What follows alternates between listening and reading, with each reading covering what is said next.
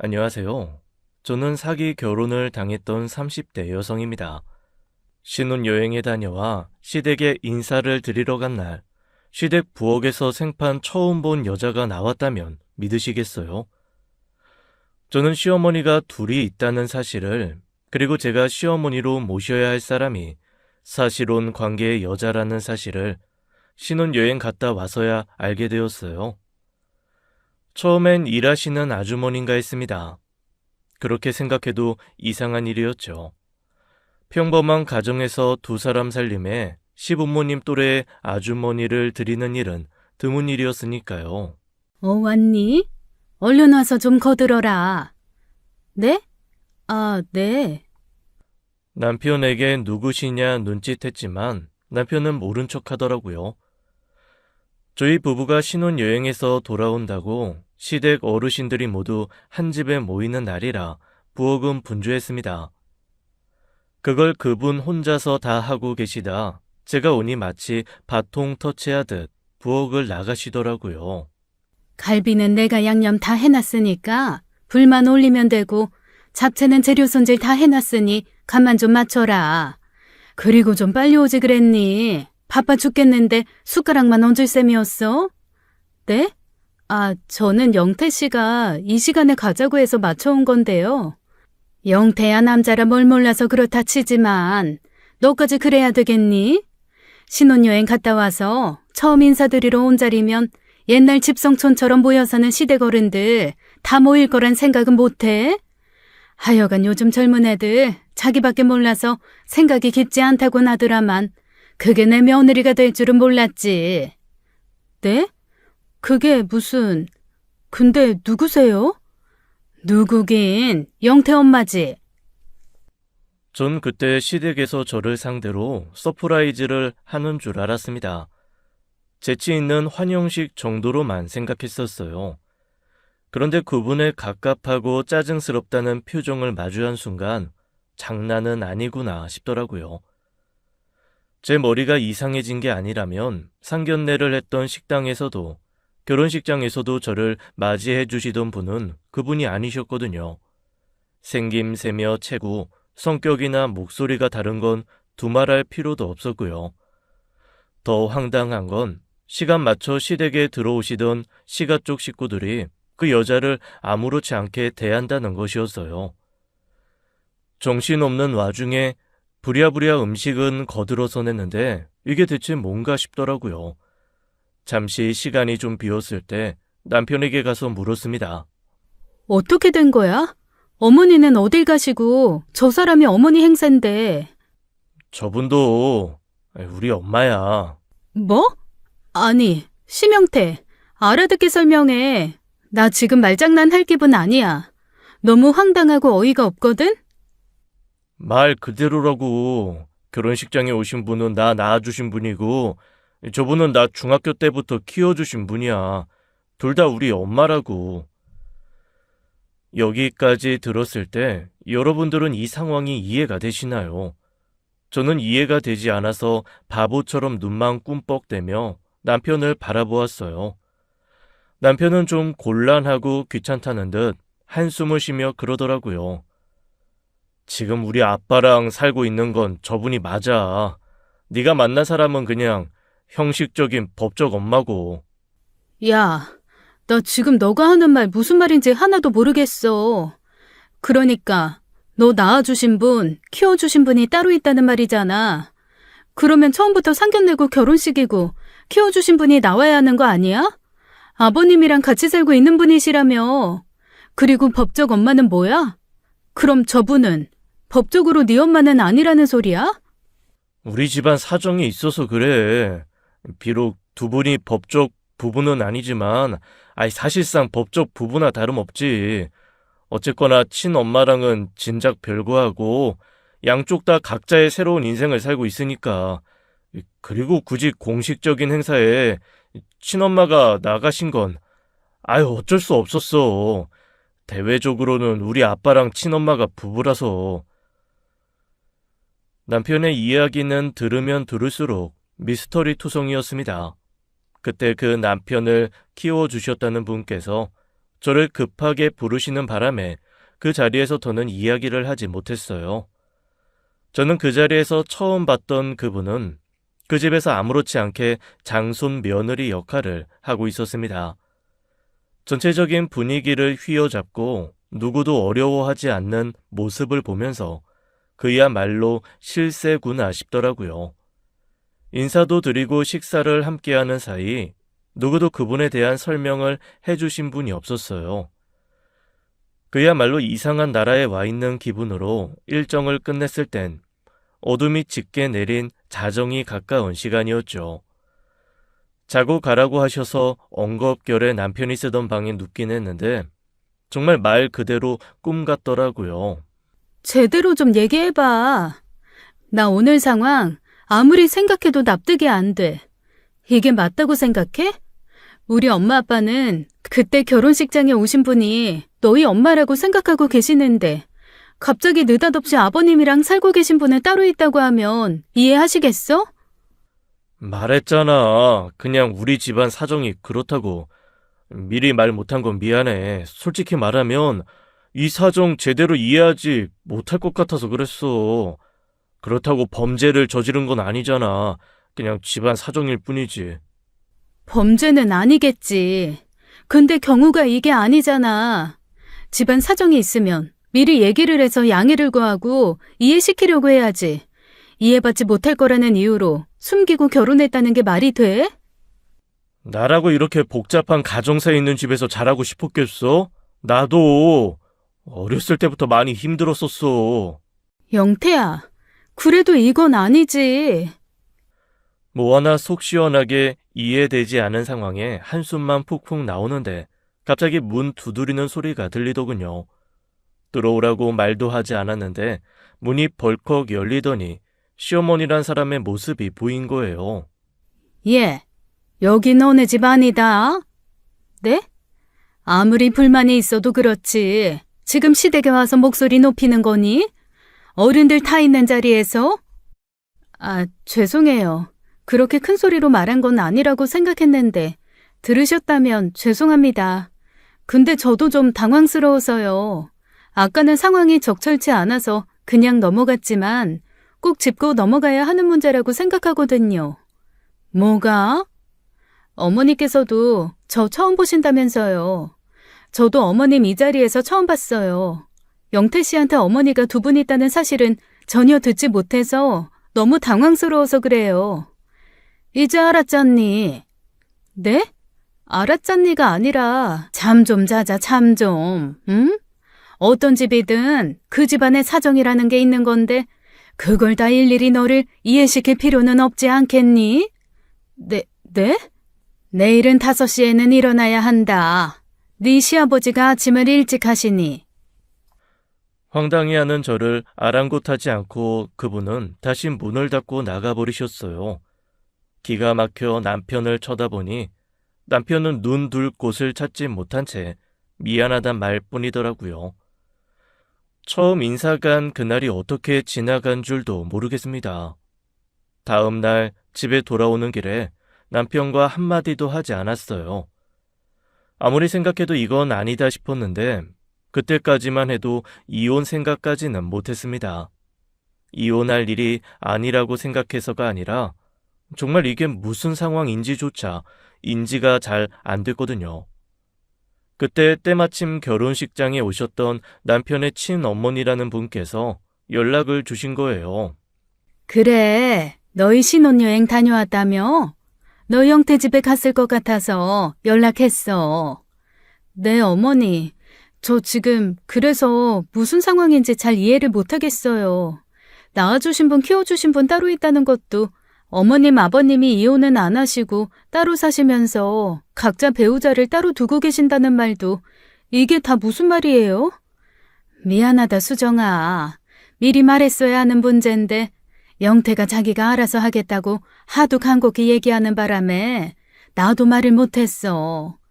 우리 집 사정이 좀 그래서 내가 영태 아빠랑 아직 이혼은 못했는데 사실상 남이나 다름없는 사이야. 영태 아빠랑 지금 같이 살고 있는 그 여자가 영태 중학교 때부터 키웠어. 나는 너한테 시어머니 대접 받을 생각도 자격도 없으니까 나는 신경 쓰지 마라. 어머니, 신경 쓰지 말라고 하신다고 해서 끝날 문제는 아닌 것 같아요. 저희 부모님께는 뭐라고 설명을 드려요. 정 네 입으로 말하기 힘들면 내가 직접 사부인한테 연락해서 전화마. 미리 말해줬어야 하는데 영태 그게 걱정이 좀 많아서 그랬나 봐. 이해해주렴. 알았지? 그 시댁 사정이라는 건 정확히가 외가 쪽, 그러니까 남편의 친어머니 쪽 사정이었습니다. 친어머니 집안이 오래전부터 지역 유지로 재산이 꽤 많았던 모양이에요. 결혼 전 시아버지께서 남편 외할아버님 회사에서 일을 하시면서 자연스레 친어머니를 알게 되셨고, 외할아버님의 전폭적인 지지에 따라 두 분이서 결혼한 것이었죠. 그런데 남편이 중학생이 되던 해에 오랜 갈등으로 헤어지게 됐는데 그 사실을 외할아버지께 밝히지 못한 거였어요. 재산 상속 문제도 있었고 이혼은 절대 안 된다는 가풍에 따라 타이밍을 놓친 것이었죠. 외할아버님을 존경했던 시아버지께서도 실망시켜 드리고 싶지 않다는 이유로 망설인 일이 그렇게 오랜 거짓말로 남았던 것이었습니다. 처음엔 외할아버지께서 돌아가시면 법적으로 정리를 하자고 했었는데 외할아버지께서 정정하게 오래 사시면서 그게 더 늦어진 것이었고요. 그런 이유로 결혼식장의 모습을 드러내야 하는 사람은 친어머니라 상견례 자리부터 그분이 나오신 것이었죠. 친어머니께서는 미리 양해를 구하자고 했던 걸 남편이 결혼이 엎어질까봐 숨긴 것이었습니다. 미안해, 수정아. 내가 진짜 잘못했어. 나는 이게 나한테 너무 큰 약점이기도 하고 그래서 말하기 힘들었던 거야. 말했다가 결혼 엎어지면 그땐 부모님 원망도 많이 될 것 같고 그래서 그랬어. 너랑 결혼하고 싶어서. 그럴수록 더 솔직해졌어야지. 미리 말했더라면 시간이 걸리더라도 널 이해해보려고 했을 거야. 근데 이건 너무 괘씸해. 나는 물론이고 우리 부모님까지 속인 일이잖아. 나는 그럼 느닷없이 시어머니 둘 모시고 살아야 하는 거야? 그리고 너 키워주셨다던 그분 솔직히 보통 분 아니시던데? 생각지도 않았던 시집살이까지 해야 돼? 솔직히 나 어머님 자리도 생각하고 마음먹은 결혼이란 말이야. 교양 있고 상식이 있고 마인드도 옛날 분 아니신 것 같아서 너무 좋았는데 완전히 딴판이잖아 그분은. 내가 알아서 할게. 우리 집안 일은 우리가 알아서 할 테니까 넌 정말 신경 안 써도 돼. 내가 더 잘할게. 응? 수정아, 제발. 지금 그때로 돌아간다고 해도 그 자리에서 이혼하긴 쉽지 않았을 겁니다. 신혼집 대출 문제로 결혼 전 이미 혼인신고도 끝냈었고 모든 지인들을 모아놓고 결혼식까지 올렸는데 바로 이혼하는 게 그렇게 쉬운 일은 아니더라고요. 분명 결혼 전에 문제되는 부분이 있으면 뒤도 돌아보지 않고 헤어지겠다고 결심했는데도요. 결국 그 문제는 남편이 손이 발이 되도록 빌어서 일단 지켜보기로 했죠. 주변에서 결혼하니 어떠냐, 신혼생활이 어떠냐 묻는데 웃어도 웃는 게 아니었습니다. 처음부터 알았으면 모를까 시어머니가 둘이라 고달프단 이야기를 어떻게 하겠어요. 물론 친어머니께서는 본인이 약속하신 대로 시어머니 대접은 전혀 바라지 않으셨죠. 문제는 키워주셨다는 그분이셨어요. 오늘 저녁에 영태 고모네 식구들 오기로 했거든. 그러니까 시간 맞춰 좀 와라. 회사에서 일찍 좀 퇴근해서 저녁 좀 거들고. 어머니, 저 오늘 퇴근 후에 선약이 있어서 힘들어요. 선약도 선약이지만 일이 없었다고 해도 먼저 퇴근하는 일은 더더욱 힘들고요. 선약? 아니 세상에 어떤 선약이 시부모 약속보다도 더 중요해? 약속이 아니라 지금 말씀하신 거잖아요. 그러니까 미리 말씀하셨으면 제가 조율을 하든 미리 말씀을 하든 어떻게 했겠죠. 근데 당일 점심에 갑자기 전화하셔서 다짜고짜 일찍 퇴근해서 식사 준비 거들라는 건 좀 아닌 것 같네요. 어머머 세상에. 아무리 세상이 변했다고 해도 그렇지. 어떻게 시어머니가 말을 하는데 따박따박 지 말이 옳다고 한마디를 안 줘? 예, 너 그러면 우리 집 며느리 못한다? 응? 우리 집에도 가풍이 있고 질서라는 게 있는데 하나밖에 없는 며느리가 그따위로 행동하면 우리 집 질서 무너지는 거야. 너 아주 네 시아버지 알면 기아 말 일이라고. 듣고 있자니 속에서 천불이 끓는 말이었는데 어른이기도 하고 장소도 장소인 만큼 그저 입을 꼭 다물어야 했어요. 거기서 제가 한마디라도 더 하면 문제가 더 커졌을 거예요. 그래서 무턱대고 죄송하다 끊겠다는 말만 남기고 전화를 끊어버렸죠. 그랬더니 그 뒤로도 몇 차례 더 연락이 오더라고요. 당연히 받지 않았고 찬바람을 쐬며 열을 식혔죠. 그런데 남편이 연락 와 다짜고짜 그러는 거예요. 아야, 수정아, 너 엄마한테 뭐라고 한 거야? 대체 뭐라고 했길래 엄마가 그렇게 화가 나셨어? 나 지금 너한테까지 화낼 기운도 없다. 집에 가서 얘기해. 무슨 일인데 그래? 저녁에 오라고 했는데 너가 안 간다고 했다면서? 그래. 당일에 갑자기 회사에서 빨리 나와서 저녁 식사 준비 거들라고 하시길래 선약 있고 회사 생활하면서 그러기 힘들다고 했어. 됐어? 내가 못할 말 했어? 엄마 말은 그게 아니던데? 너가 아주 잡아먹을 듯이 따박따박 대들면서 가르치려 들었다고. 제가 아니라고 하는데도 남편은 어머님이 하신 말씀이 있다며 제게 따져 묻더라고요.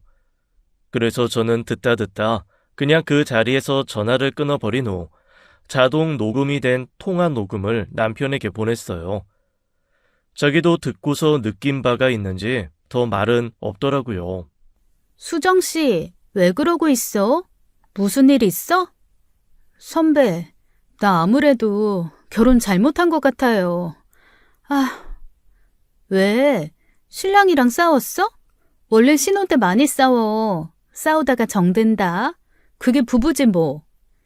글쎄요. 아무리 생각해도 정들 일은 없을 것 같은데. 지금 결혼 물으면 다들 좀 아니라고 생각하겠죠? 축의금도 많이 받았는데 주변에 너무 민폐고. 왜? 무슨 일인데 그래. 내가 들어줄게. 내가 이래봬도 직장 회사 선배에 결혼도 선배인데. 원래는 누구에게도 밝히고 싶지 않았는데 너무 속이 답답하고 미칠 것 같아서 믿고 의지하던 선배한테만 말했어요. 선배는 제 이야기를 들으면서 입을 떡 벌리며 기막혀 했죠. 그리고 제 이야기를 다 듣고선 그러더라고요. 수정 씨, 지금 이미 이혼할까 싶었지? 네? 네. 그래, 잘했어. 어차피 끝이 이혼밖에 더 돼? 그 생각이면 못 버틸 것도 없어. 버텨요? 일단은 남편 보고 한 결혼이잖아. 나도 살아보니까 내 남편이 완벽한 나의 편이길 바라는 건 욕심이더라. 하지만 진짜 내 남편이 될 준비가 돼 있으면 처음엔 부모님과 아내 사이에서 균형 맞추기 힘들어해도 결국에는 균형도 맞추고 내 편이구나 싶을 때가 오기는 와. 그러니까 일단은 지켜봐. 지켜보면서 수 틀리면 그냥 이혼하면 그만이지 라는 생각만 하면 버텨져. 그게 도움이 될까요? 경험자 아니야. 나도 신혼 몇 번이나 이혼 서류 쓰고 찍고 했다니까. 근데 진짜 이혼할 마음 먹어보고 나니까 마음의 여유가 좀 생기더라고. 마음의 여유가 생기면 내 태도도 달라지고 결국 사람이 최선을 다하게 돼. 하는 데까지 다 해보는 거니까. 나중에 결심을 실행에 옮기더라도 후회도 없고. 저는 선배의 말을 가슴 깊이 새기며 한번 버텨보기로 했습니다. 이왕 한 결혼, 섣불리 이혼 뒤에 조금만 더 참아볼 걸 하는 후회 같은 건 1%도 남기고 싶지 않았으니까요. 결국 그날은 시댁을 찾지 않았고 주말에 남편과 함께 나갔더니 아버님은 안 계시고 고모님이 함께 계시더라고요. 남편이 잠시 근처에 온 친구 연락을 받고 잠시 자리를 비운 사이였어요. 아니나 다를까 시어머니가 제가 못마땅해서 한마디 하시는 걸 옆에서 고모님께서 듣고 제 편을 들어주셨죠. 시집을 왔으면 기본적으로 시부모를 모실 준비가 돼 있어야 하는 거다. 시대가 변했다고 해도 그것만 사채쳐두고 제일 먼저 해야 하는 일이고, 어디 감히 시어머니 말에 회사 일을 앞세우니? 아유, 언니, 너무 그러지 마. 요즘 젊은 사람들 그러면 싫어해. 그러다 수정이가 영태 구박하면 어쩌려고 그러우? 구박? 하라면 하라지. 나는 뭐 가만히 있어? 내가 영태 저걸 어떻게 키웠는데. 고등학교 3년에 수험생 뒷바라지 죽어라 해서 서울대 보낸 사람이 나라고. 너네 남편 서울대 출신이라는 거 프라이드가 있지 않니? 그거 내가 만든 거다. 그러면 네가 이러면 안 되는 거거든. 시어머니께서는 남편을 서울대 보낸 게 일생의 자랑이었습니다. 그것도 친아들도 아닌데 서울대를 보냈다고 꽤 자랑을 많이 하고 다녔나 보더라고요. 그 뒷바라지라는 것의 정체가 뭔지는 저도 몰라요. 점심 저녁 급식이 나오는 학교에 보내놓고 매일같이 도시락을 싸준 것도 아니고 남편 수험생활 동안 든 학원비를 밖에서 벌어다 준 것도 아니었거든요. 뭔가 진짜 뒷바라지를 했다고 쳐도 그게 저랑 무슨 상관인가 싶더라고요. 본인 욕심에 그리고 남편 능력껏 잘 간 학교로 좋은 곳에 취직했으니 결혼도 잘했겠죠. 저라고 그렇게 엄청 뒤처지거나 부족한 것도 아니었습니다. 거기다 친정에서 주눅 들고 살지 말라고 능력껏 집 할 때 보태주신 돈도 있으니 더욱더 제가 눈치 볼 이유는 없었죠. 영태가 보기보다 효자라. 내 말 한마디면 너랑 안 산다고 할 거다. 그러니까 너 나한테 잘해야 한다는 거야. 영태 친모 만나 결혼식 올렸다고 너 은근히 나 무시하는 것 같은데 줄 똑바로 서라 이 말이야. 알겠어? 집안 사정 솔직하게 말하면 결혼 못할까 봐 사기 결혼하듯 숨긴 사람이 어머님 말 한마디에 이혼할 거라고요? 그럼 어디 한번 해보시던지요. 뭐야? 어머니, 저 어머니랑 싸우자고 하는 거 아니에요. 이왕 이렇게 된 거 어쩌겠어요. 영태 씨가 자기가 더 잘하겠다. 어머님 일도 알아서 하겠다. 그렇게 약속해서 보류한 일이지. 저희 부모님은 아직도 두 분 사정 모르는데 아시면 가만히 안 있으세요.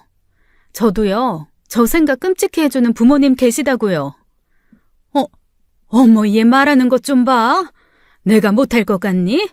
내가 너 이혼 못 시킬 것 같아? 하세요. 어디 한번 해보시라고요. 그게 결혼식을 올린 지 딱 한 달 만에 있었던 일입니다. 저는 남편이 오기 전에 집으로 가버렸고 뒤늦게 돌아온 남편이 자초지종을 묻더라고요. 그래서 있는 그대로 이야기하면서 이대로는 어머님 보고 못 산다고 쐐기를 박았죠. 그런데 그때 남편이 너무 실망스럽게도 저한테 좀 참아보면 안 되겠냐고 하더라고요. 우리 엄마 성격이 원래 그래. 아이 자식도 놓고 와서 나 하나만 보고 사셔서 나한테 기대하는 것도 많고. 야 심영태, 너 나한테 어머니 일 알아서 하겠다고 얘기한 거 한 달도 안 됐어. 알아? 알아, 아는데 너도 좀 도와달라는 거지. 그냥 흘려 들으면 되잖아. 앞에서는 적당히 네네 하고 대꾸하면. 앞에서 적당히 내내하고 회사에서 일하다가 시댁 가서 저녁상 차리고 이른 아침에 일어나 아버님 밥상 차리고 어머님이 시키시는 일 뭐든 하라. 이거네? 아니, 그 말이 아니잖아.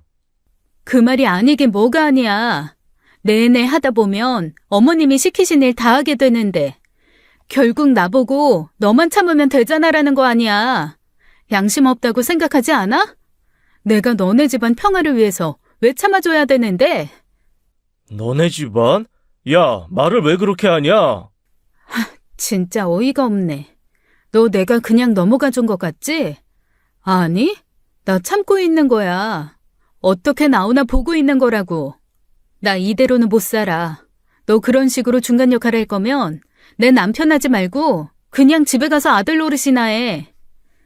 결국 결혼 한 달 만에 이혼 이야기가 나왔고 그 일로 일주일 동안 냉전이었습니다. 저는 부모님께 어디서부터 어떻게 말을 해야 하나 그러고 있었고요. 그런데 남편이 결국 미안하다, 자기가 생각이 짧았다고 먼저 사과를 하더라고요. 한 번도 이런 갈등을 겪어본 적이 없어서 나도 어떻게 해야 할지 잘 모르겠어. 내가 알아서 하겠다고 한 건 맞는데 뭘 어떻게 해야 할지 몰라서 그러다 보니까 내가 말이 헛나왔어. 네 상황을 제대로 이해하고 배려했어야 하는 건데 미안해, 수정아. 전적에 있다 보니 그 말이 그렇게 와닿은 건 아니었습니다. 그저 바로 그 자리에서 이혼을 결정하는 게 생각보다 쉽지 않아 대답하지 않았을 뿐이었어요. 그놈의 사랑이 뭐고 정이 뭔지요. 그런데 문제는 제 생일을 앞두고 터지고 말았습니다. 남편이 사과의 의미로 제 생일이 있던 주말에 부산 여행을 가자고 계획했거든요. 내심 그날을 기다리고 있는데 또 그 전날 시어머니부터 연락이 온 겁니다. 내일 너 5시까지 와라. 장 보고 어쩌고 하면 그 시간에 시작해도 모자라. 네? 갑자기 그게 무슨 말씀이세요? 무슨 말이냐니? 내일 네 시할머니 제사잖아. 너는 시집와서 시댁 제사 날짜도 하나도 모르고 있니? 영태 씨도 모르고 있는 제사를 제가 어떻게 알아요? 그런 건 네가 먼저 딱딱 알아서 다 챙기고 기억해야지. 어머니, 저 이혼시킨다고 하시지 않으셨어요? 이혼시킨 며느리한테 이제 제사상까지 차리라고 연락하신 거예요? 저 안 가요. 앞으로도 안 갈 거고요. 저도 어머님한테 기대하고 바라는 거 없으니까 어머님도 저한테 기대하거나 바라지 마세요. 다른 친구들은 결혼의 첫 번째 생일이라고 시어머니께서 용돈도 두둑이 주시고 생일상도 차려주신다 하더라고요. 그런데 생일상은커녕 시댁 제사상 차리라고 새벽 5시 호출이라뇨. 요즘 세상에 제사상 차리라고 새벽같이 며느리 부르는 집이 어딨나요? 아들한테 앙심이 있어 이혼시키고 싶지 않은 이상이요.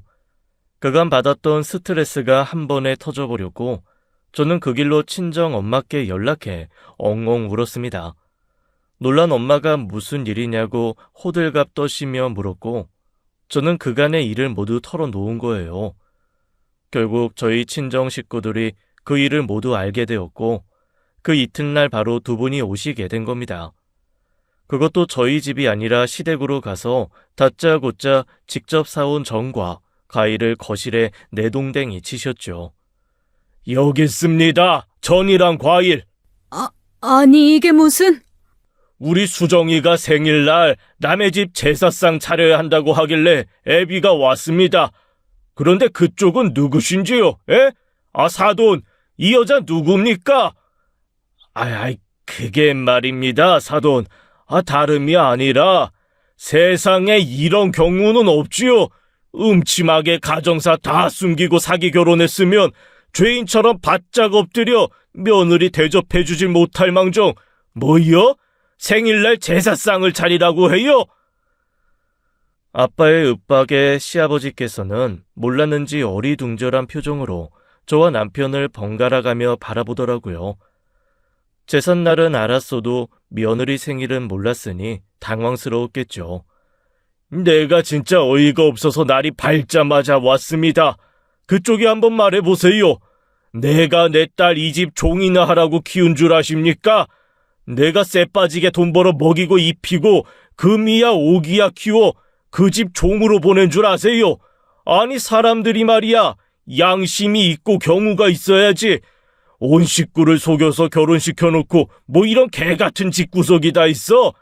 그리고 영태 너 키워준 은혜 갚으려거든 너 혼자 갚을 것이지 왜 아무것도 모르고 간 내 딸 이용의 은혜를 갚아? 너 내 딸 이용하려고 결혼했냐? 아닙니다 장인어른. 그런 게 아니라 100세 시대에 결국 너랑 평생 사는 거 네 마누라야. 그거 하나 모르고 그딴 식으로 하는 멍청한 새끼 난 사위로 필요 없다. 앞으로 이 집 식구들 누군든지 간에 내 딸 볼 생각 꿈에도 하지 마시오. 알겠습니까? 아빠는 그렇게 윽박 지르고 제 손을 잡고 나가버리셨습니다. 정말 순식간의 일이었어요. 아빠는 그때 사기 결혼을 했다는 것보다도 제가 사람 대접 받지 못하고 살 것 같아 싫었다고 해요. 든든한 친정이 있었던 덕분에 저는 당당하게 굽실거리고 눈치 볼 일 없이 나올 수 있었죠. 그렇다고 이혼을 바로 하진 못했습니다. 신혼집에 가서 짐가방을 싸들고 친정으로 간 저를 남편이 쫓아왔고 그 길로 석고대죄가 시작됐거든요. 불같이 화가 난 아빠가 면전에 대고 썩 꺼지라면서 문전박대하는데도 저희 친정 문 앞에 무릎을 꿇고 앉아 용서를 빌었어요. 처음엔 꼴도 보기 싫다고 생각했던 저도 지금쯤 갔겠거니 했는데 5시간이 넘게 그러고 있는 걸 보고 그 사람을 다시 봤지요. 솔직히 그렇게까지 할 줄은 몰랐거든요. 결국 보다 못한 엄마가 집 안으로 들인 거예요. 누구 마음대로 저놈을 내 집에 들여? 그럼 사람들 눈도 있는데 그냥 그대로 둬요? 벌을 세워도 내 집 안에 두는 게 낫지. 당신이 그렇게 물러터지게 나오니까 이 저놈이 집구석이 우리를 만만하게 보고 사기를 친 거 아니야? 아닙니다, 아버님. 정말로 만만하게 생각해서 거짓말한 거 아니에요. 믿어주세요. 뭘 잘했다고 울어? 울고 싶은 사람이 누군데 네가 눈물을 짜냐고? 어렸을 때부터 콤플렉스가 있었어요. 친구들은 새엄마 생겼다고 놀리고 아는 사람들은 엄마가 둘이라고 수군대고 차라리 아버지께서 이혼하시고 재혼하신 거면 나았을 텐데 명절에 꼬박꼬박 친어머니 외가 찾아가고 그럴 때마다 혼자 계셔야 하는 지금 어머니 보면서 혼란스럽기도 했고요. 대학 때 우연히 제 사정을 알게 된 동기가 개족보가 따로 없다. 나중에 결혼은 어떻게 할 거냐고 한 뒤로 집안 사정에 대한 콤플렉스가 컸었어요. 수정이 너무 사랑했고 그 문제로 헤어질지도 모른다는 생각이 그만 잘못된 선택을 해서 장인어른 장모님 모두를 기만하는 일이 된 것 같아 너무 죄송합니다. 정말 죄송합니다, 장인어른. 핑계야. 사내답지 못한 아주 치졸한 핑계라고.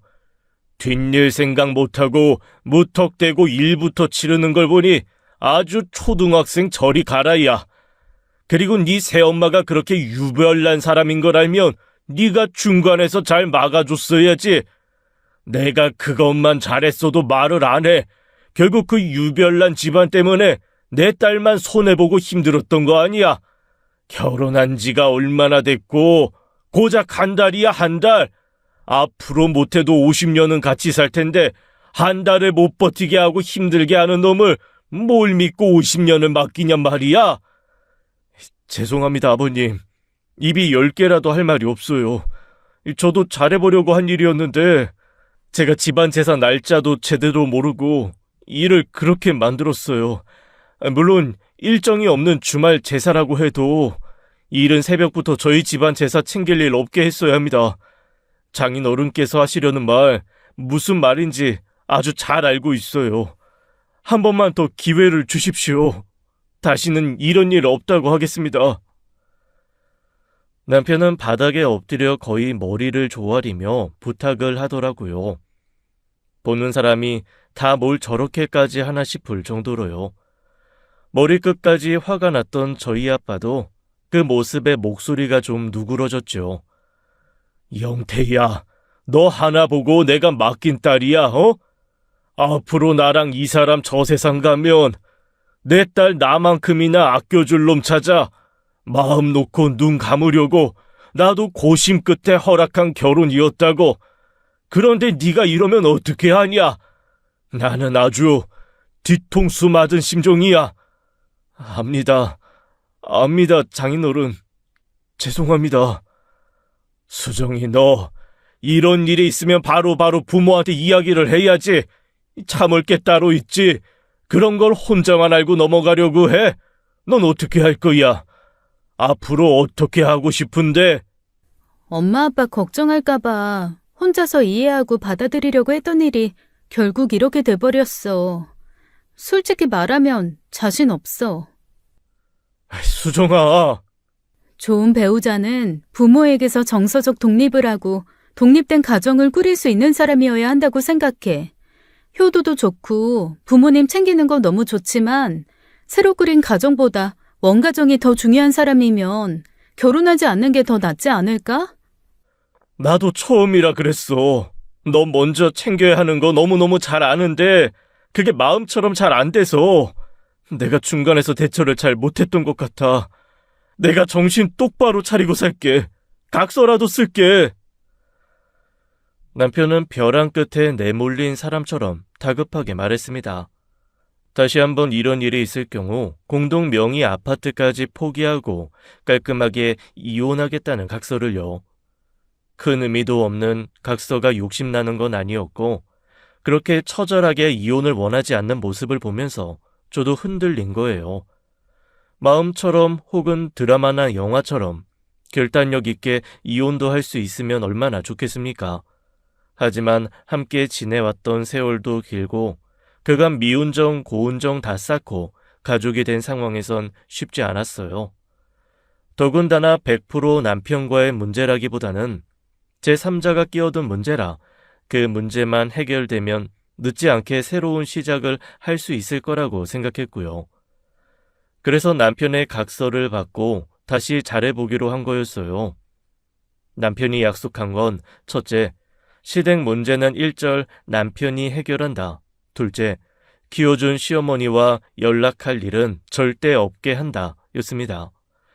그래서 그 뒤로 시댁에는 이혼한 부부처럼 전화도 발길도 완전히 끊어버렸어요.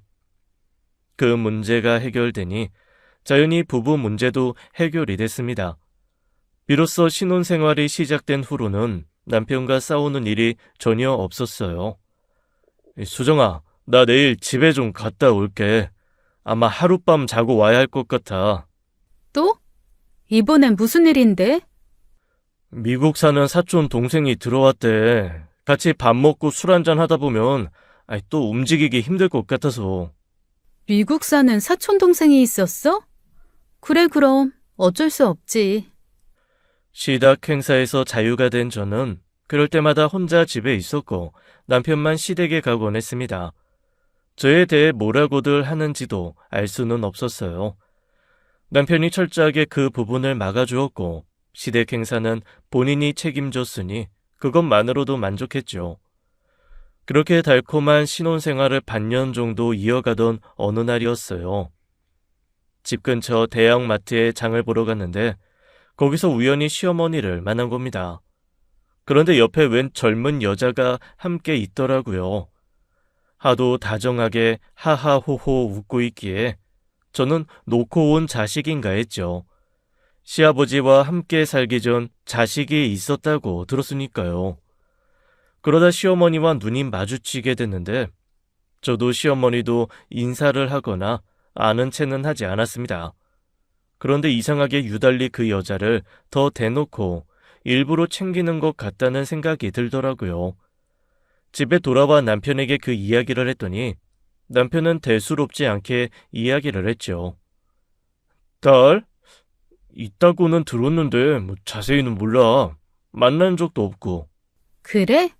되게 자주 만나는 것 같아 보이던데. 나야 엄마 사생활은 잘 모르니까 서로 무슨 일 있었던 건 아니지? 없었어. 나도 어머님도 모른 채 했지 뭐. 잘했어. 저녁은 오랜만에 시켜 먹자. 어때? 그렇게 지나간 이야기라 저도 그냥 대수롭지 않게 지나갔던 거였어요. 그런데 그게 다 연극이었다는 게 며칠 후 밝혀진 것이었죠. 며칠 후 우연히 절 알아본 시댁 동네 분들을 만나게 된 겁니다. 우스갯소리로 집성촌처럼 시댁 식구들이 한 동네에 몰려 살고 있었는데 그러다 보니 이웃분들도 거의 친인척처럼 가까운 사이였어요.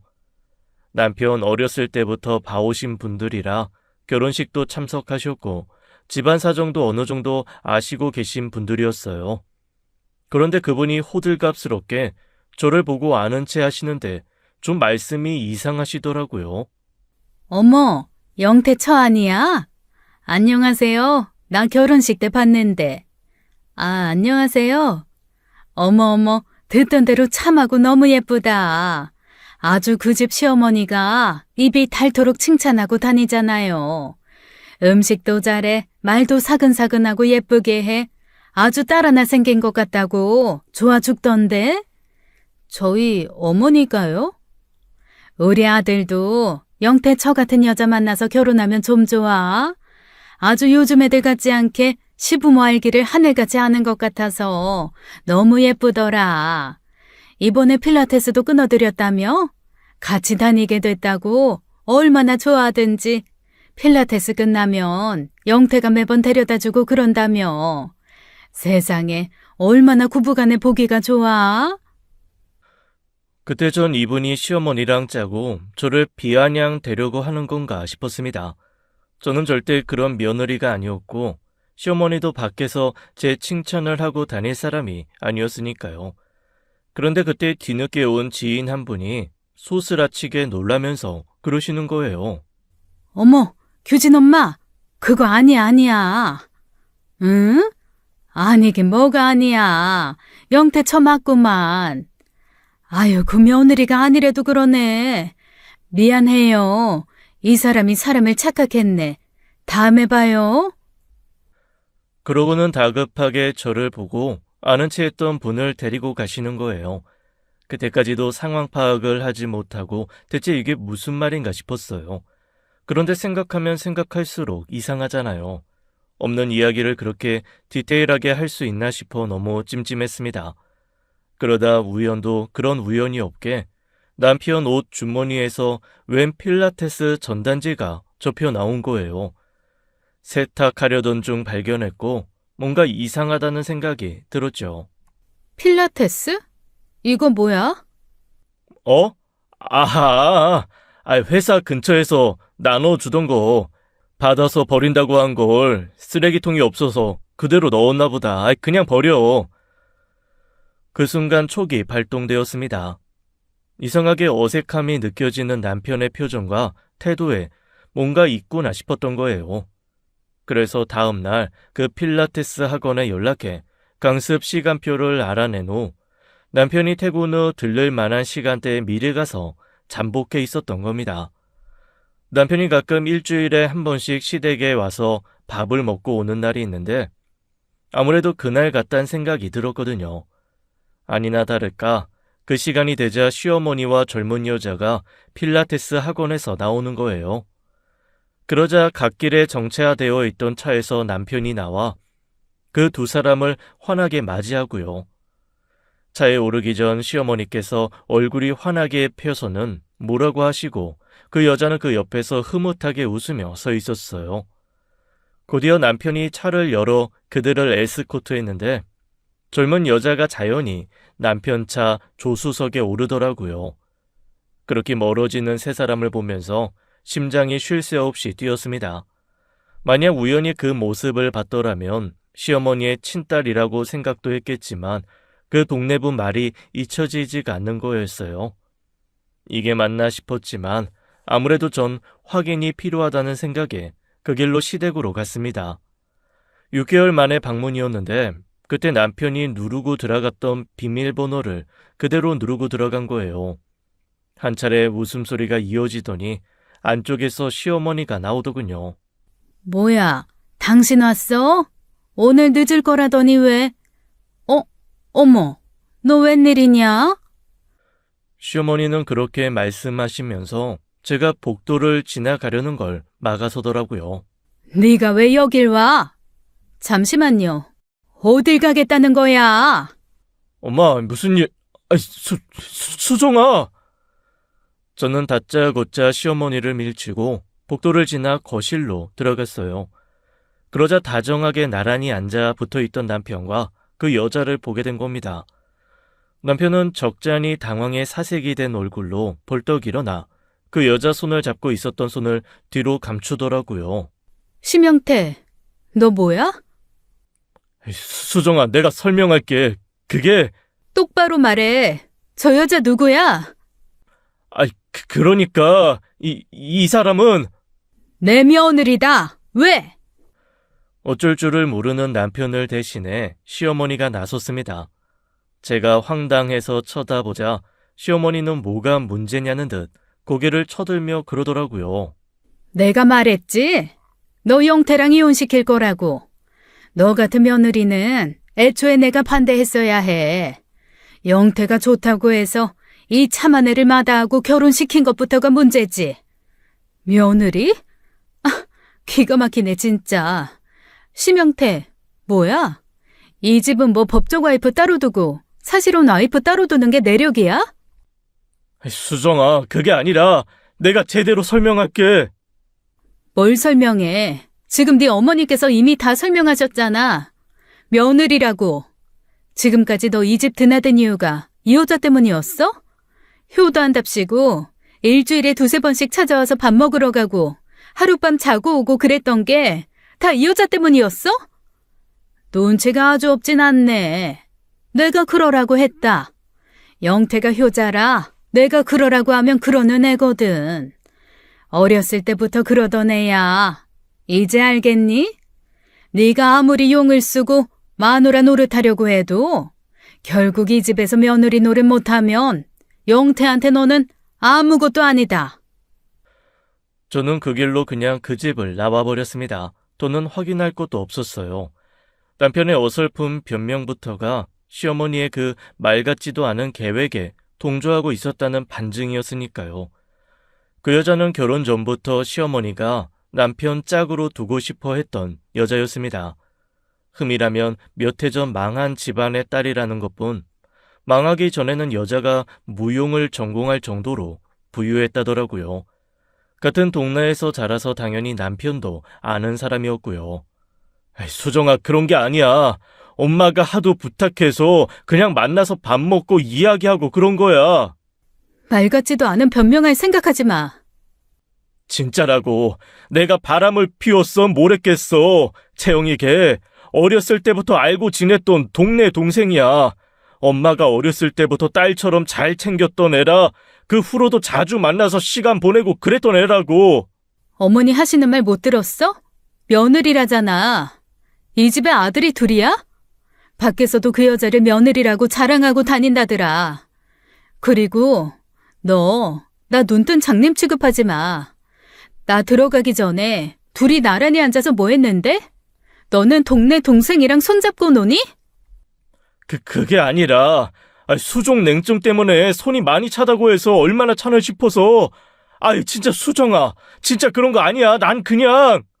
진짜 어이가 없네. 뭐? 수종 냉증? 왜? 손이 다쳐서 보고 있었다고 그럴싸한 핑계라도 대보지. 너 가슴에 손을 대고 양심껏 얘기해. 바람이 아니라고? 모를 일이지만 둘이 입술 붙인 적 없고 잔 적도 없다고 치자. 그것만 안 하면 바람이 아니니?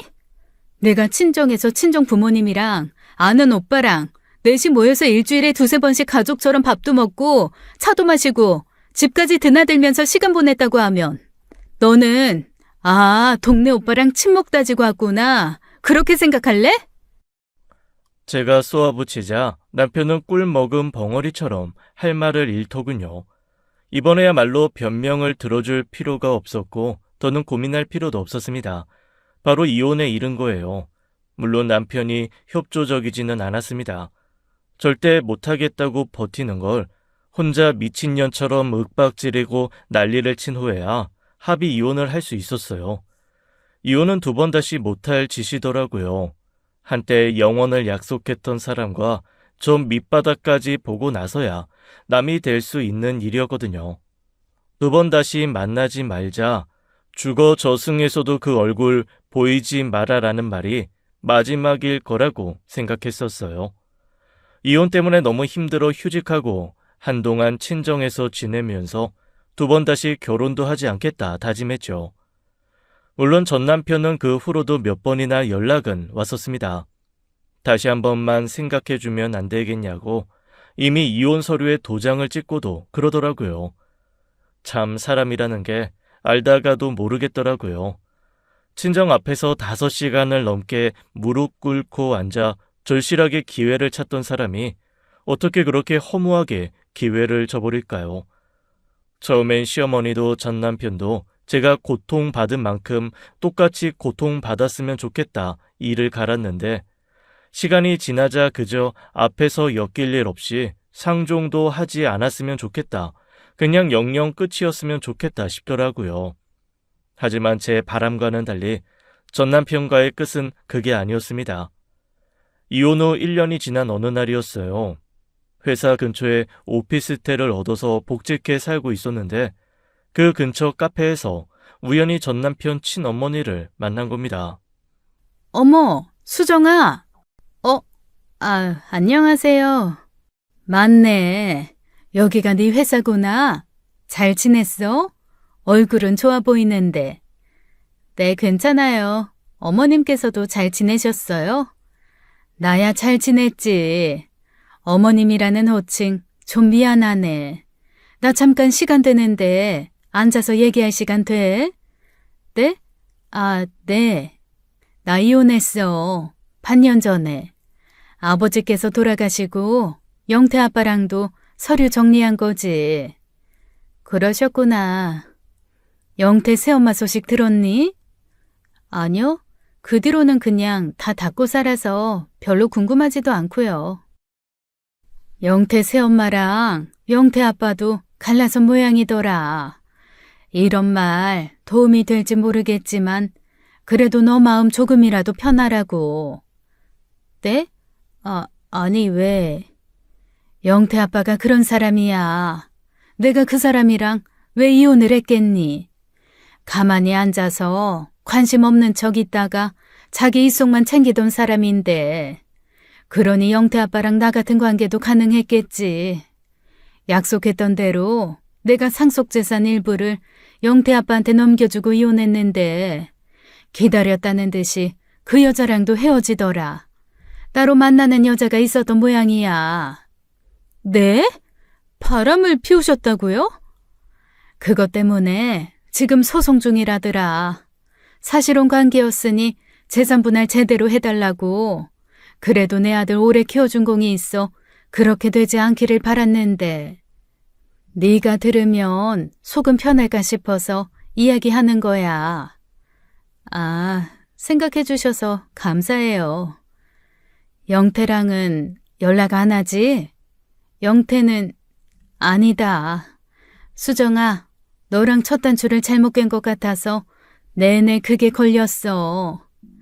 내가 영태한테 엄마 노릇 제대로 못한 게 미안해서 영태가 해달라는 대로 해준 게 결국 너희 둘 사이에 문제를 만든 게 아닌가 싶어서 내가 좀 더 어른답게 대처했어야 하는데 그저 내 아들 생각만 했네.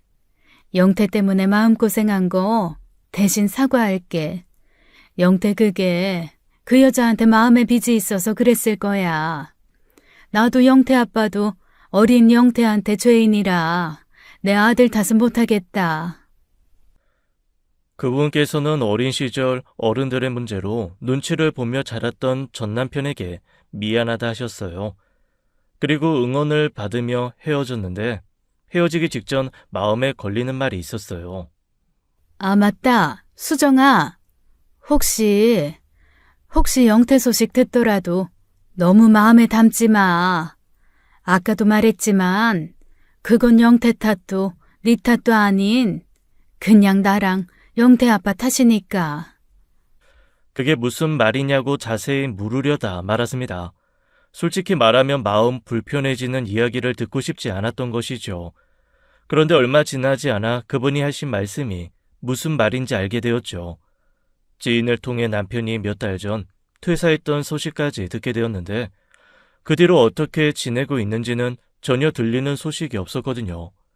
그런데 어느 날 거래처 미팅을 가던 길에 공원에 앉아있던 남자를 보게 되었는데 저는 두 눈을 의심했어요. 분명 전 남편이 확실한데 누가 봐도 노숙자나 다름없는 꾀죄죄한 꼴로 공원에 앉아서 빵을 뜯고 있었거든요. 가던 길에 차를 멈춰 세우고 가까이 가서 살폈는데 틀림없이 전 남편이었습니다. 심영태? 제가 그렇게 부르자 남편은 소스라치게 놀라며 저를 보다가 불이 나게 도망을 치더라고요. 어떻게 된 일인가 싶어 주변 지인들에게 수소문해 알아보니 아는 사람이 거의 없었어요.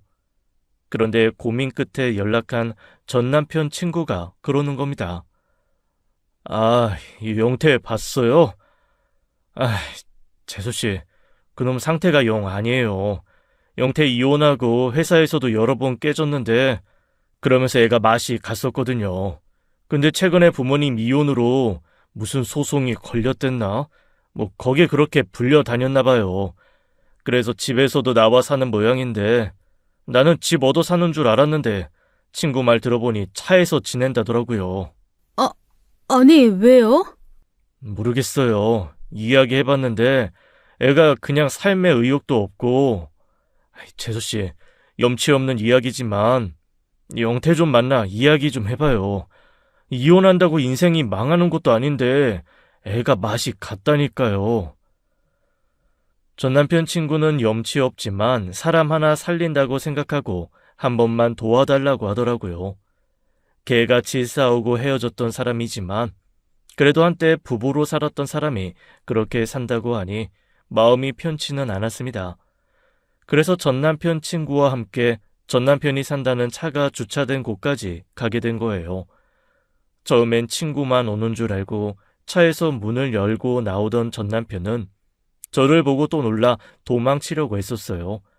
그걸 전 남편 친구가 막아서서 겨우 대화를 하게 되었죠.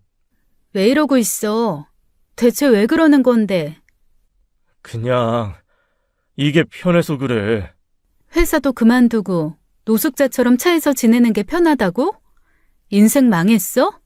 이혼했다고 뭐 세상이 끝나? 왜 이렇게 사냐고, 사람 황당하게. 너랑 상관없잖아. 그리고 내심 잘 됐다 싶지 않아? 내가 이렇게 살아야 네 마음이 편할 거 아니야. 그냥 이대로 죽어도 상관없겠다 싶어. 더는 어떻게 살아야 하는지도 모르겠고. 저는 그 순간 너무 화가 나서 전 남편의 뺨을 후려치고 말았습니다. 똑같이 고통을 받았으면 좋겠다고 생각은 했지만 그렇게 나약하게 지내는 건 원하지 않았거든요. 솔직히 허튼 생각할까봐 순간 무섭기도 했고요. 내가 힘들었던 것만큼 힘들었으면 좋겠다고 생각하긴 했지. 적어도 그렇게 살고 있긴 한 것 같네. 그래도 아주 인생 헛살지는 않았나 봐. 호석 씨 같은 사람이 나한테 부탁까지 할 정도면. 당신 생각해주는 사람들 생각해서 똑바로 살아. 쓸데없는 짓을 했네. 달리 더는 할 수 있는 말이 없어 정신 차리고 잘 살라고 한마디 하고 일어서려던 참이었어요. 그런데 전 남편이 미련이 뚝뚝 묻는 표정으로 저를 바라보더라고요. 수정아, 만약에 내 실수 다시 되돌릴 수 있는 기회가 있다면. 그런 기회는 없어. 이미 그런 기회 여러 번 가져봤잖아. 자주 오면 그게 기회겠어? 이제 엄마 문제도 없을 거고 앞으로는. 미안한데 더는 너한테 그만한 신뢰도 없지만 없는 기회를 줄 만큼 애틋한 마음도 없어. 그렇게 손바닥 뒤집듯 네 사정에 따라 기회 주고 싶을 정도의 마음이 남아있었으면 애초에 너랑 이혼도 안 했겠지. 수정아. 처음부터 잘못된 게 확실했던 것 같아. 헤어질 각오를 하고서라도 넌 나한테 솔직했어야 했어. 그때부터 모든 게 어긋나고 삐걱댔으니까. 거짓 없이 시작해서 네 새엄마랑 내 관계 사이에서 너가 중심만 제대로 잡았어도 우리 이렇게까지 안 됐겠지. 정신 차리고 살아, 제발. 나 배신한 벌은 충분히 받았다고 생각할게. 그때의 만남은 저에게도 전 남편에게도 완벽한 마음 정리였다고 생각해요. 미련이 있었던 건 아니지만 아쉽게 끝나버린 관계에 대한 약간의 아쉬움은 있었는지 그렇게 이야기하고 돌아서니 오히려 개운하더라고요. 제 결혼이 그렇게 허무하고 황당한 이유로 끝나게 될 줄은 몰랐습니다. 삶은 예측하기 어렵기도 하지만 예측 가능한 범위 안에서도 제 뜻대로 되는 게 아니더라고요. 아직은 재혼 생각이 없지만 다음 인연이 있다면 좀 더 신중한 선택을 하기로 했습니다. 그게 제가 할 수 있는 최선이니까요.